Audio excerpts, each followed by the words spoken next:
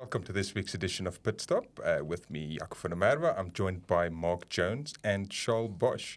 On the agenda this week is, let's call it the enticing GWM Tank 300.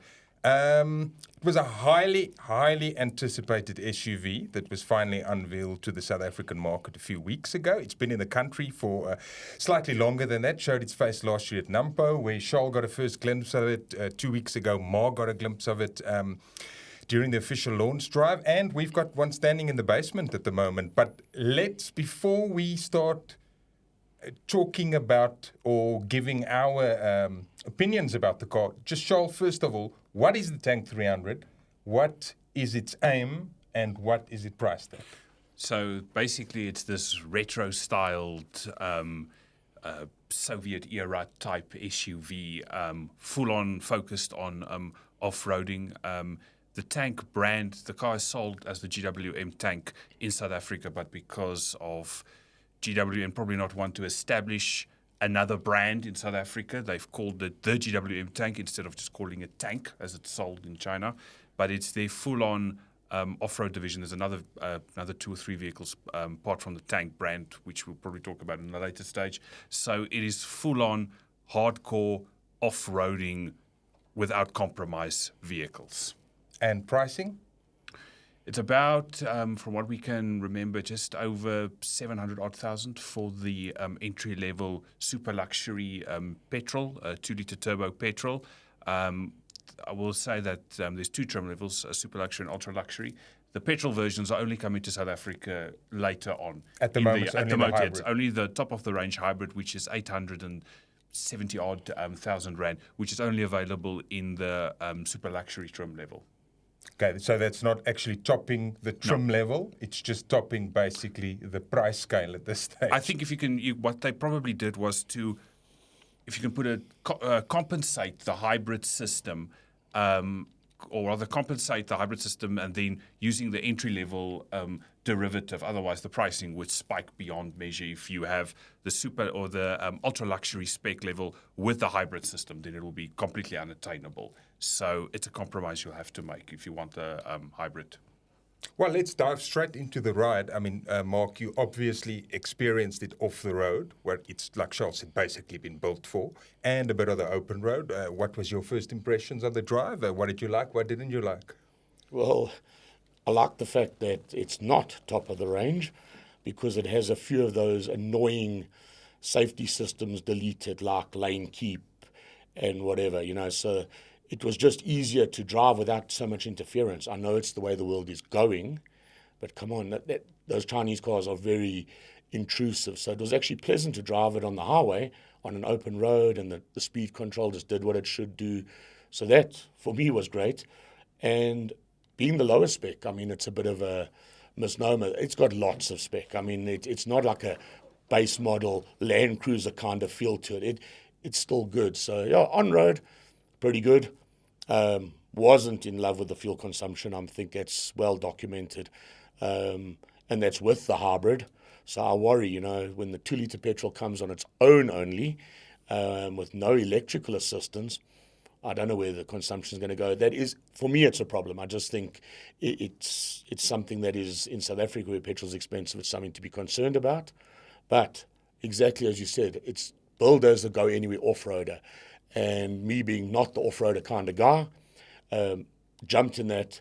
It's got modes and buttons. And let me tell you, it is literally that easy. You push the button you want, engage for low, whatever you need to do is all electronically controlled.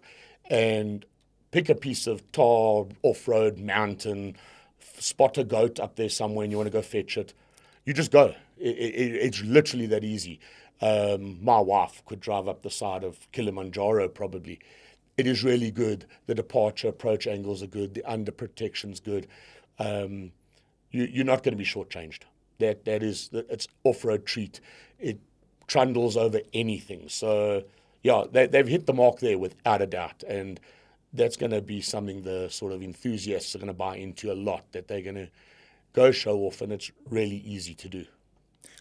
What do you think about the styling, just from a personal perspective, because we've only had the car since yesterday on test, and what I've seen people's reaction, they go absolutely bananas when they see this car. They don't look where they're driving because they're turning their heads in our direction, and obviously this reddish, orangey type of, almost like the brochure color, the car is available at. It's almost like, that retro upright windscreen with a squarish bonnet. That old school inside, there's almost a bit of Mercedes G-Wagon to it, obviously at a much lower price. And obviously retro, but very modern, with very nice leather stitching and everything. What is your personal take on all of that? No, I agree. I think the market loves square, box-shaped, go-anywhere SUVs. We feel that is a rugged choice. The moment an SUV gets all beautiful angles and stuff, you kind of dismiss it as a Santon mommy wagon. But these square kind of vehicles, they work styling. I like them. It's like the Land Rover Defender. People buy into it because it's still so, although it's all modern, it's got that traditional old box look that everybody loves. The Tank the same. I'm not convinced if it's all Tanks doing or a bit more Ford Bronco kind of laying the platform, because we kind of fell in love with the Bronco, and let's not beat around the bush. You look at the front of a Bronco and you look at the front of a Tank.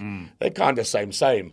So kudos to GWM for cashing in on that a little, for choice of better words. I'm sure Ford is probably not so thrilled, but it works. It just goes to show good, solid retro styling with a modern package. The guys buy into it. Yep. Charl, let's go to rivals, competitors, or should we say almost a lack of. This comes in a very, especially with the pricing, almost a segment on its own. Because you look at traditional rugged off-roaders, obviously the Defender, the new Defender, that is a serious modern piece of machinery now, like Mark said, with the old school touches. But you're looking at pricing. That is 1.5 million up for the 90, the entry-level derivatives. Your old Jeep Wranglers, those are pricey. Obviously, a very popular thing is the Jimny, the Suzuki Jimny. The 5-door was a fantastic addition, but still, for a family of 4 to pack up and go away for a weekend, it's still very limited inside. And there are people already who seems to think they can create a similar type of community for this Tank 300, saying it's going to somehow reach cult status very soon. There's already been the establishing of a bunch of Tank fan sites on Facebook. I mean, when we went to the GWM's product launch a couple of weeks ago, with all the new vehicles that are coming out, we were told about this. It's massive. Where it places in the market, it is quite unique. You mentioned Jeep Wrangler. That would be its sort of logical rival, the 5-door Jeep Wrangler Unlimited. But it's old. It's not. I mean, we drove it a couple of years ago. The 3-door. It's not as nice to drive and so on. It's even heavier on fuel. So it doesn't really have a direct role. People have been saying they're throwing out Toyota Land Cruiser and so on. It's a complete no-brainer. You can't compare it with a Land Cruiser 70 series. You can't compare it to a modern Land Cruiser 300 on pricing at all. So it has a bit of a unique market placing. Then you throw in the hybrid system as well. Then you get very, very unique. There's nothing else like it. So they have carved out a niche that we probably need no need filling for themselves. And if you look at the pricing as well, I mean, I was probably sounding a bit nasty when it came to the spec level, but it's still quite richly equipped even for the hybrid version. And building on what Mark was saying about the Bronco styling and styled after a military vehicle called Soviet military vehicle called the UAZ 469, which is still being used today as a vehicle in China and Russia and so on. That thing was built to go anywhere all the time. And they've sort of taken that with the Tank as well. So if you factor in that retro appeal, the retro styling, the equipment levels, and the fact that there's nothing quite like it at that price, it sounds like a win. It's a win-win all of the way, and a little very interesting niche they carved out for themselves. Yeah, and of course, the coolest thing when you're driving a Tank is to tell people when they ask you what you're driving is, I am driving a Tank. And I mean, even the little key is shaped like a tank. It just doesn't have any wheels or anything on it. But I mean, yeah, I suppose that adds to the coolness. Just, Mark, in wrapping up, the bigger picture, GWM said 2 weeks ago when they showed us a few products, we've been saying for a long time the Chinese are coming. He says the Chinese have arrived. There's no doubt about that.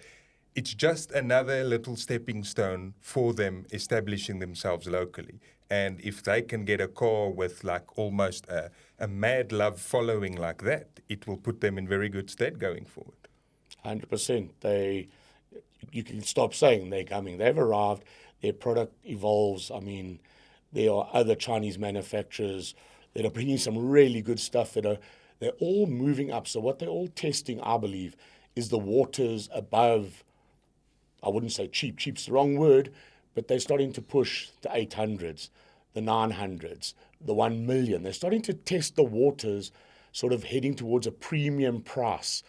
And that's going to be their test, is can they sell these vehicles? They're certainly good on what we've seen, but will the market eat up an 860,000 Rand SUV? There's others coming at R1 million plus.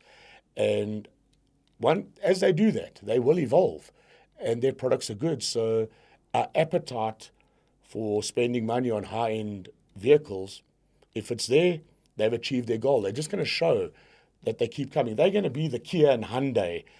Toyota 30 years ago, Kia and Hyundai not so long ago, kind of, Now you don't think twice about buying any one of those brands because they're established. The Chinese are going to continue to establish themselves, continue to evolve, and ignore them at your own peril. Okay, Mark, I look forward to Monday when we'll be taking the Tank 300 to Gerotech, put it through some tests there, to run it against the clock. You might ask why we'll be doing this, because it might just be quicker than a bucky down the drag strip, which is more expensive, and then tank owners might have a bit of extra bragging rights, you never know. But that was all for us from this week's Pit Stop. Thank you for listening. Please go click on the Citizens YouTube channel to follow us, and then you can catch our podcast every week.